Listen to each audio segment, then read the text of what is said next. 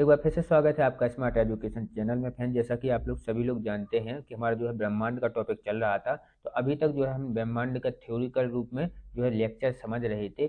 आज जो है मैं आपको उसके क्वेश्चन आंसर बताने वाला हूँ, ब्रह्मांड से संबंधित कुछ क्वेश्चन आंसर।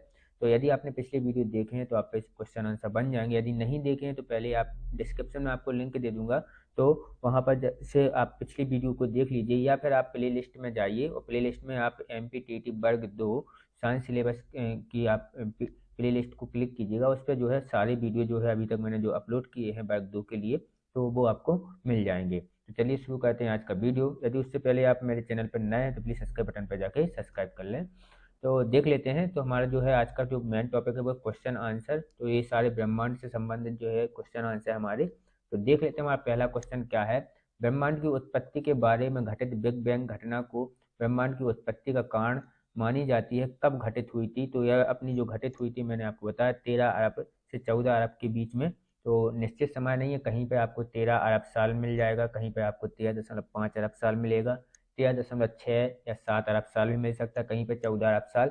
तो यदि जो 13 से 14 के बीच में यदि कोई ऑप्शन आता है तो आपका वो ऑप्शन सही होगा।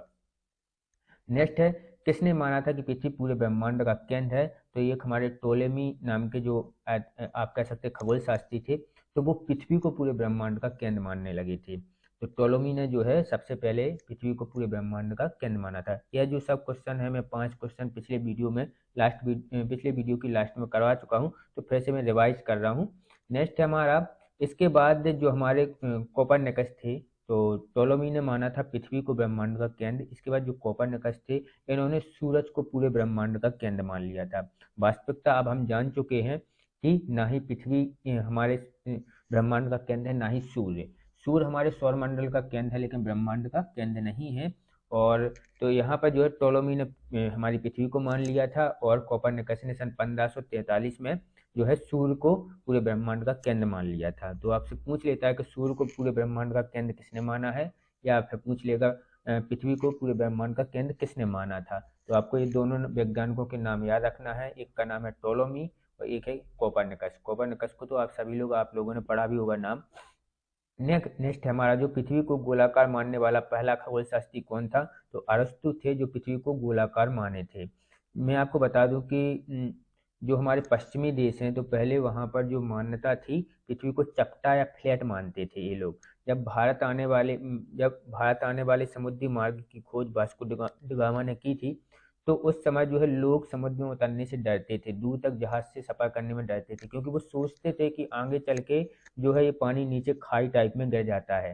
क्योंकि अब जब आप समुद्र में देखेंगे तो कुछ नहीं दिखाई देता है दूर दूर तक, तो वो ये सोचते थे पहले कि ये पानी जो है नीचे कहीं खाई में जाके गिरता है, जहाँ पे पृथ्वी का एंड है या पृथ्वी का अंत है। पहले ये नहीं पता था पूरा जो है, पहले इतनी खोज नहीं हुई थी, पहले इतना सब कुछ नहीं पता था। तो पहले पृथ्वी को जो है फ्लैट माना करते थे। तो सबसे पहले जो है गोलाकार माना था, वो माना था अरस्तु ने। नेक्स्ट हमारा जो है ग्लोब, जो कि पृथ्वी की एक हूबहू तस्वीर हमारे सामने उकेरता है, उस किसके द्वारा बनाया गया था? तो पहला ग्लोब जो है किसके द्वारा बनाया गया था? तो वो बनाया गया था मार्टिन बेहम ने। तो मार्टिन बेहम ने जो है पहला ग्लोब बनाया था, जो आपकी टेबल पे कहीं भी ऑफिस में रखा रहता है जो, तो वो बनाया था मार्टिन बेहम ने। नेक्स्ट हमारा, बिग बैंग का सिद्धांत किसने दिया था? तो ये सिद्धांत जो है सर्वमान्य है, सबसे ज़्यादा इसे ही मान्यता दी गई है। तो इसके बारे में पूछ लेता है कि यह किसने दिया था? तो यह दिया था जॉर्ज लेमेंटर ने। ठीक है, तो इसको दिया था जॉर्ज लेमेंटर ने। तो बिग बैंग का सिद्धांत दिया था जॉर्ज लेमेंटर ने। नेक्स्ट हमारा क्वेश्चन देख लेते हैं। हालांकि हमारे ब्रह्मांड में उपस्थित आकाशगंगा को गिनना मुश्किल है, या आप कह सकते हैं मनुष्य के लिए फिलहाल संभव नहीं है, लेकिन वैज्ञानिक तौर पर इसकी संख्या कितनी है? तो इसकी संख्या है 10 की पावर 10 मिलियन। तो देखिए पहले 10 की पावर 10 कर लीजिए, और मिलियन मतलब 10 लाख का उसमें गुणा कर दीजिएगा, तो आपको समझ में आ जाएगा कि कितनी है। 10 की पावर 10 मतलब आप समझ लीजिए कि 10 के पीछे 10 जीरो और लग जाएंगे हमारे, और उसके उसके बाद मल्टीप्लाई होगा उसमें जो है 10 लाख का। 1 मिलियन इक्वल टू होता है 10 लाख। ठीक है, तो आप गुणा कर लीजिए, बहुत लंबी संख्या आएगी जिसे गिन पाना थोड़ा मुश्किल होगा हमारे लिए। तो इतने मिलियन के आसपास जो है बताई गई है कि हमारे ब्रह्मांड में गैलेक्सियां उपस्थित हैं, जिसे आकाशगंगा या मंदाकिनी भी कहते हैं। नेक्स्ट हमारे सौरमंडल की आकाशगंगा का नाम क्या है, इसका आकार कैसा है, तो यह सर्पिला आकार है और दुग्ध मेखला जो है इसका नाम है। हम लोग जो बोलते हैं यहाँ पर दुग्ध मेखला, और इसका जो आकार है वो सर्पिला आकार है। और सर्पिला आकार वाली जो मंदाकिनियाँ होती हैं सबसे बड़ी होती है। हमने मंदाकिनी वाले में पढ़ा है कि 3 प्रकार की मंदाकिनियाँ होती हैं और जिसमें सर्पिला आकार वाली मंदाकिनी सबसे बड़ी होती हैं। नेक्स्ट है, अब तक खोजे जा चुके तारामंडल में सबसे बड़े तारामंडल का क्या नाम है, तो हाइड्रा जो है सबसे बड़े तारामंडल का नाम है। जितने भी तारामंडलों की अभी तक खोज हुई तो उन तारामंडलों में हाइड्रा तारामंडल जो है अब तक का सबसे बड़ा तारामंडल है। 9वां हमारा क्वेश्चन है, एक ग्रह जिसे 9 ग्रहों की गिनती से निकाल दिया गया है, वो आप सभी लोग जानते हैं कि प्लूटो को निकाल दिया गया है। इस ग्रह को बौने ग्रह के नाम से भी जाना जाता है, ये भी हमने पढ़ा है। आकार के आधार पर ग्रहों की क्रमशः श्रृंखला क्या है, तो मतलब आकार के आधार पर जो हमारे 8 ग्रह हैं उनको लिखना है। तो यदि आपने पूरा जो पीछे वीडियो देखे तो ये सब आपके क्वेश्चन बनने वाले, मैं आपको बता दूं। तो सबसे बड़ा हमारा बृहस्पति है, उसके बाद शनि है, उसके बाद जो है यूरेनस है, फिर है हमारा नेपच्यून, 5वें नंबर पे आता है हमारे पृथ्वी जो है आकार एवं द्रव्यमान के आधार पर। तो पृथ्वी, शुक्र, मंगल एवं तथा बुध है, तो बुध हमारा सबसे छोटा है। नेक्स्ट है, वैज्ञानिकों के अनुसार पृथ्वी की आयु कितनी है, तो पृथ्वी की आयु लगभग 4.6 अरब वर्ष है, जितना हमारी सूरज की आयु है उसी के बराबर के आसपास है। पृथ्वी की घूर्णन तथा परिक्रमण की दिशा क्या है, तो वो है पश्चिम से पूर्व। मैंने आप बताया था पिछले वीडियो में कि जो है सिर्फ 3 जो है पिंड हैं जो पूरब से पश्चिम की तरफ घूमते हैं, बाकी जो है पश्चिम से पूर्व की तरफ घूमते हैं।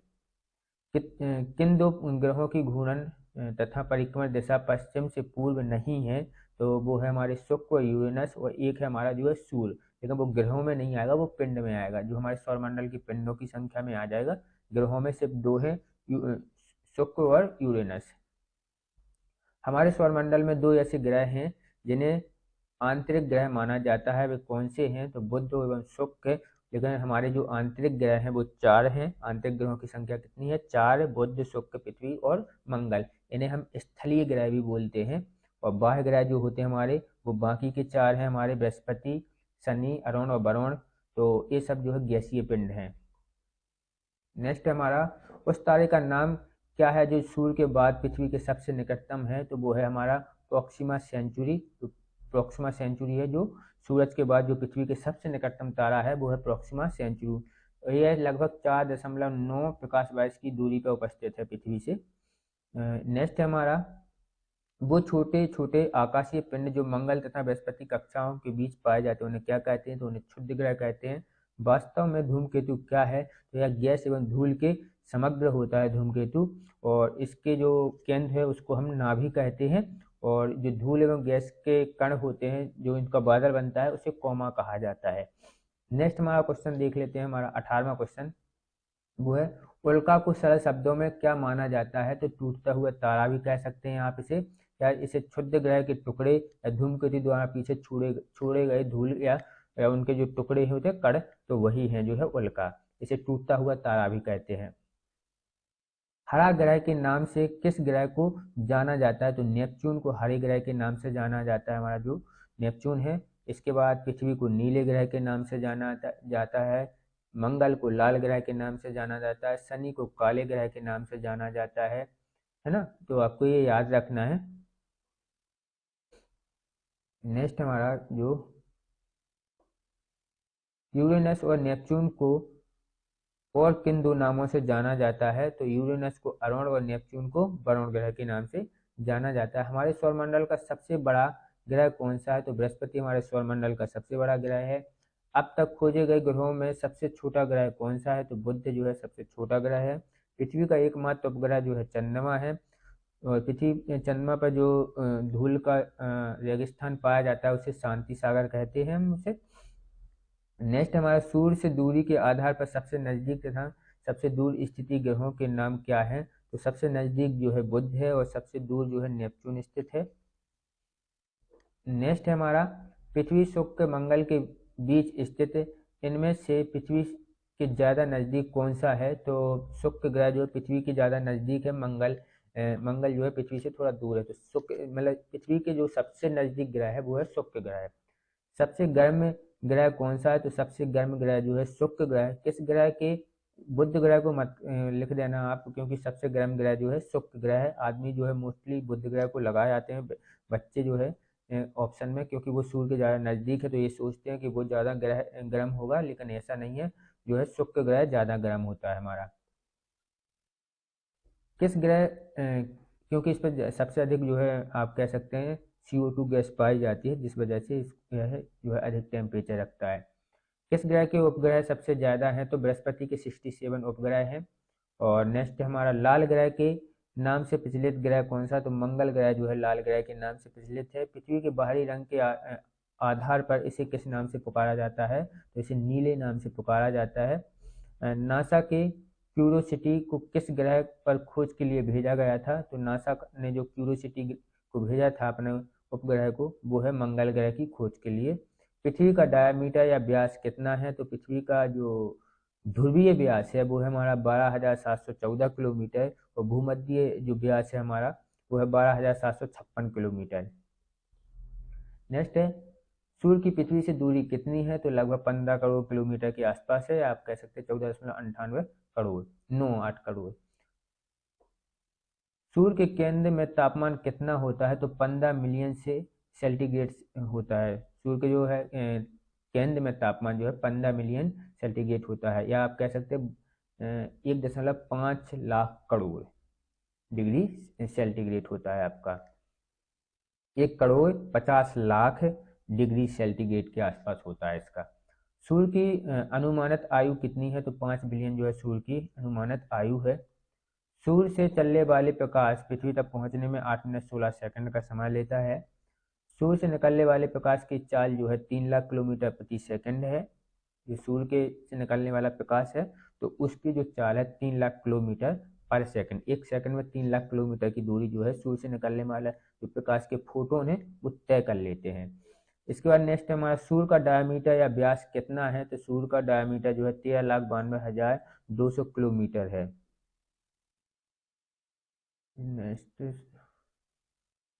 नेक्स्ट हमारा सूर्य में उपस्थित गैस का प्रतिशत कितना है? तो सबसे अधिक जो है हमारी हाइड्रोजन गैस पाई जाती है सूर्य में। उसके बाद हीलियम एवं अन्य जो गैसें हैं वो 2% के आसपास पाई जाती हैं। यही दो गैसें हैं जिनकी वजह से सूर्य से ऊष्मा उत्पन्न होती है नाभिकीय संलयन की क्रिया के कारण।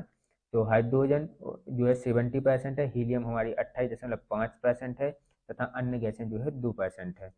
नेक्स्ट देख लेते हैं चंद्रमा की पृथ्वी से दूरी कितनी है? तो लगभग 4 लाख किलोमीटर के आसपास जो है चंद्रमा से पृथ्वी की दूरी है।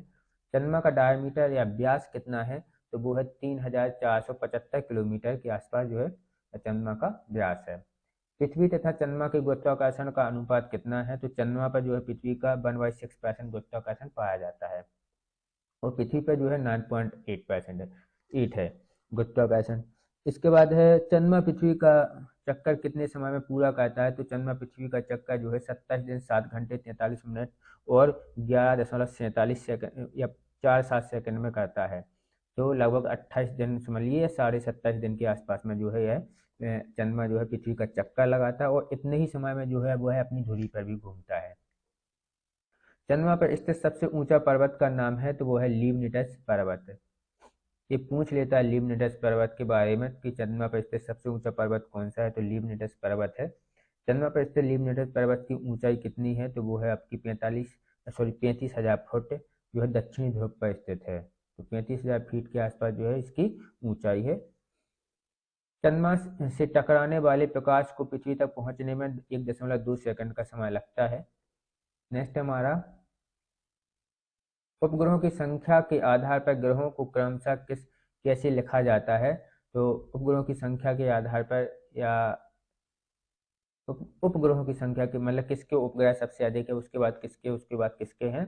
तो उसमें जो है सबसे ज़्यादा हमारे बृहस्पति के हैं, लगभग 67 है। शनि के हैं लगभग 62 के आसपास हैं। इसके बाद अरुण के आते हैं कुछ, और वरुण मंगल का जो है 2 ग्रह हैं। मंगल पे जो है 2 उपग्रह है मंगल के, पृथ्वी का 1 है, शुक्र और बुध का कोई भी उपग्रह नहीं है। तो इसे आप आगे पीछे कर सकते हैं, लेकिन जो है इनके ये जो है आपके लाइन से दिए गए सबसे अधिक जो है बृहस्पति के होते हैं, और सबसे कम जो है शुक्र और बुध के हैं, क्योंकि इनके 0 0 हैं। और यदि बोला जाए तो एक उपग्रह जो है अकेले सिर्फ पृथ्वी का है। ग्रहों के वर्षों को में क्रमशः कैसे लिखा जाएगा। तो यह जो ग्रह के वर्ष हैं कि जो कौन सा ग्रह पृथ्वी की परिक्रमा कितने वर्षों में लगाता है, या उसका साल कितने वर्षों का होता है। पृथ्वी के कितने वर्षों के बराबर उन ग्रहों का एक साल होता है। तो सबसे अधिक दूर होगा उसका साल जो है सबसे बड़ा होगा, क्योंकि हम साल किसे बोलते हैं, सूर्य की परिक्रमा करने में जो समय लगता है, किसी पिंड को सूर्य की पूरी एक परिक्रमा करने में जो समय लगता है उसे हम उसका एक साल बोलते हैं। तो जो सबसे अधिक दूरी पर जो उपस्थित होगा हमारा पिंड या ग्रह, तो उसको जो है सबसे अधिक समय लगेगा सूर्य की परिक्रमा करने में, तो इसीलिए उसका साल भी सबसे अधिक बड़ा होगा। तो सबसे जो हमारा एंड में ग्रह है वो है वरुण, तो उसको जो लगते हैं 164.8 वर्ष लगते हैं। पृथ्वी के 164.8 वर्षों के बराबर उसका एक वर्ष होता है। तो वरुण वरुण का एक वर्ष कितने दिनों का होता है, 164.8 वर्ष के बराबर। अरुण का जो होता है हमारा 84 वर्ष के बराबर होता है। शनि का जो है हमारा 29.5 वर्ष के बराबर है। बृहस्पति का जो है हमारा 11.9 वर्ष के बराबर है। मंगल का जो है पृथ्वी से डबल है, तो 687 दिन के बराबर है। पृथ्वी का जो है 365 दिन के बराबर है। और नेक्स्ट हमारा शुक्र का जो है 224.7 दिन के बराबर है, तथा बुध का 88 दिन के बराबर है। तो बुध जो है 88 दिन में अपनी पूरी परिक्रमा कर लेता है। सबसे कम जो है बुध का है, सबसे अधिक जो है वरुण का है। आपको बता दी दूरी के आधार पर ही उनके वर्ष भी बड़े होंगे। नेक्स्ट हमारा पृथ्वी सूर्य के सबसे नजदीक कब होती है, उसे उपसौर कहते हैं। तो वो होती है 3 जनवरी को, मैंने पढ़ा है। 4 जुलाई को जो है पृथ्वी सूर्य से सबसे अधिक दूरी पर होती है, जिसे अपसौर बोलते हैं। इस समय जो है पृथ्वी की जो है दूरी इस समय 14.7 करोड़ किलोमीटर होती है 3 जनवरी के दिन, और 4 जुलाई के दिन जो होती है 15.21 करोड़ किलोमीटर के आसपास जो है इसकी दूरी होती है। अपसौर कहते हैं उसे। पृथ्वी का भूमि तथा जलीय क्षेत्र का प्रतिशत क्या है। तो जो है भूमि जो है पृथ्वी पर 29% भाग पर जो है भूमि है, और तथा जलीय क्षेत्र जो है 70% जो है हमारा 70.92% पर जो है हमारा जलीय है। या इसको ऐसे भी बोलते हैं 71% भाग पर जो है हमारी 71% भाग पर जो है जल उपस्थित है पृथ्वी के, और बाकी के 29% भाग पर जो है हमारा भूमि उपस्थित है। नेक्स्ट, अब इसके बाद जो है हमारे क्वेश्चन हो चुके हैं फ्रेंड्स। तो अगले वीडियो में जो है हमारा नेक्स्ट टॉपिक चलने वाला है जो है मापन। तो जो हमारा मापन है तो उसके बारे में हम पढ़ेंगे नेक्स्ट वीडियो में। यदि वीडियो पसंद आई हो, क्वेश्चन आप पे बने हो, यदि आपने पिछले वीडियो नहीं देखे तो प्लीज़ देख लीजिएगा। तो आप पे क्वेश्चन यदि नहीं बन रहे थे तो बनने लगेंगे। और वीडियो पसंद आई हो तो प्लीज़ लाइक एवं कमेंट कीजिएगा, अपने दोस्तों को शेयर कीजिएगा। और यदि आप मेरे चैनल पर नए हैं तो प्लीज़ सब्सक्राइब बटन पर जाकर सब्सक्राइब कर लीजिए। बेल आइकन को दबाना बिल्कुल मत भूलिएगा। और साथ में मैं आपको बता दूं, इस सभी का जो है नोट्स आपको उपलब्ध हो रहे हैं। यदि आप नोट्स से पढ़ना चाहते हैं, नोट्स चाहिए आपको, तो आप जो है डिस्क्रिप्शन में आपको मेरे फेसबुक पेज की लिंक मिल जाएगी। साथ में ही यहाँ पर भी लिखी हुई है हमारी, ये यहाँ पर दिख रही है आपको www.facebook.com स्मार्ट एजुकेशन हैरी के नाम से जो है @ आप लगा के फेसबुक में स्मार्ट एजुकेशन हैरी लगा दीजिएगा, आपका वो पेज खुल जाएगा। यदि आप इंस्टाग्राम पर भी मुझे फॉलो कर सकते हैं, बिल्कुल सेम टू सेम है कि स्मार्ट एजुकेशन हैरी के नाम से। आगे जो है आपका सिर्फ इंस्टाग्राम लग जाएगा। नेक्स्ट ट्विटर भी जो हमारा ट्विटर है, तो ट्विटर में 15 अंकों के मांग रहा था। इसका जो है शॉर्ट में 15 अंकों से ज़्यादा बड़ा नहीं होना चाहिए, इसलिए पूरा नहीं लिख पाया, वरना इसमें भी हैरी लग जाता हमारा। तो इसमें सिर्फ एच है उपस्थित, उसके बाद आगे वो ले ही नहीं रहा था, तो पूरा बड़ा नहीं ले पा रहा है। तो इतना ही है हमारा। Thanks for watching my video friends.